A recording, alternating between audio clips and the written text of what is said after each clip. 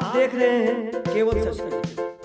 पेड़ लगाओ ऐसा, पेड़ लगाओ ऐसा, झिलमिल तारो जैसा, झिलमिल तारो जैसा, बिस्कुट से पत्ते हो जिसमें, बिस्कुट से पत्ते हो जिसमें, फल हो टॉफी जैसा, फल हो टॉफी जैसा, पेड़ लगाओ ऐसा, पेड़ लगाओ ऐसा, झिलमिल तारो जैसा। चंदा की गाँव में, चंदा की गाँव में, तारों की छाँव में, तारों की छाँव में, हम सैर करने जाएंगे, हम सैर करने जाएंगे, रॉकेट पे चढ़ के जाएंगे, हम रॉकेट पे चढ़ के जाएंगे, बायां हाथ बढ़ाओ उसी को घुमाओ, दायां हाथ बढ़ाओ उसी को घुमाओ। यह है मेरी गुड़िया रानी, मुझसे सुनती रोज का, खाती रोटी पीती पानी, कभी नहीं करती शैतान,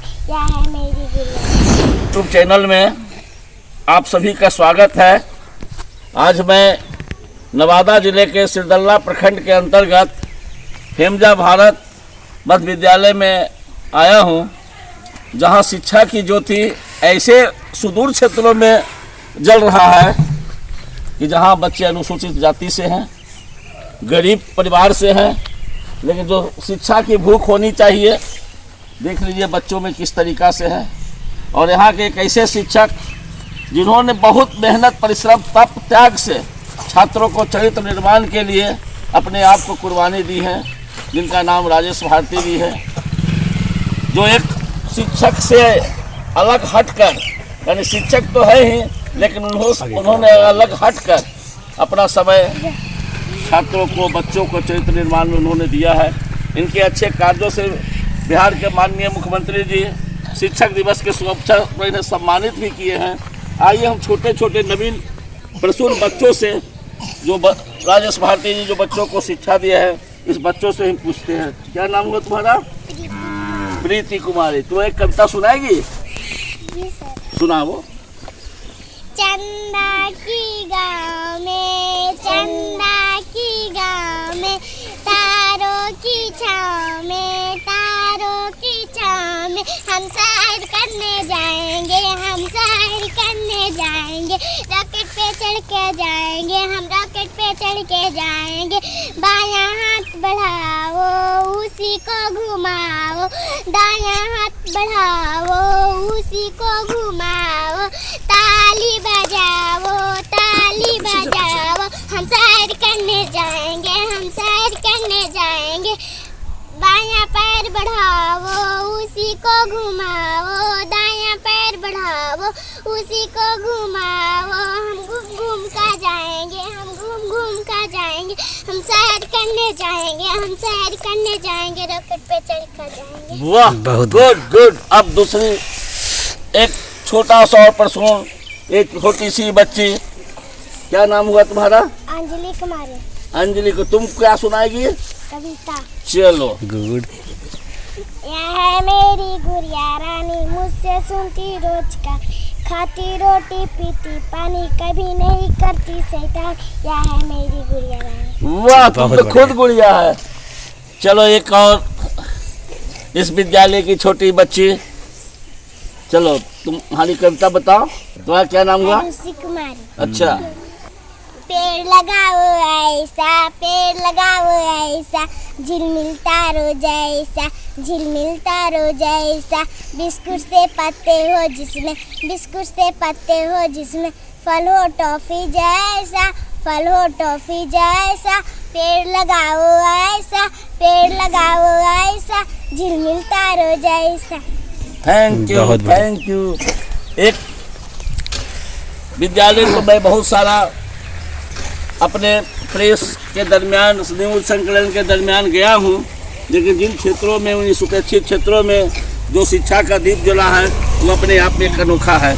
मैं एक बार पुनः भाई राजेश जी से मैं इस पर जानना चाहूँगा, आप बच्चों का किस तरीका से आप इस शिक्षा दिए कि आप इस विद्यालय के सारे प्रसून अपने आप में एक अनोखा है, और आपकी शिक्षा देने का कला क्या है, उस पर हम जानना चाहेंगे। सबसे पहले तो आपको समर्पण भाव रखना होगा विद्यालय के प्रति, तो यहाँ की जो वास्तविक कमियाँ हैं और सिखाने के तरीके, दो बात तो आपके सामने आने लगेगा। जो बच्चे में सीखने का जहाँ पे डैमेज है तो उसको कंट्रोल करने का आपको समझ में आ जाएगा कि कैसे होगा। तो अभी आप देख रहे हैं कि कई ग्रुप बटे हुए हैं, ग्रुप लीडर हैं कोई, तो ये सारे बच्चे लोग जो हैं अलग अलग टीम में अलग अलग चीज़ों को सिखाते हैं।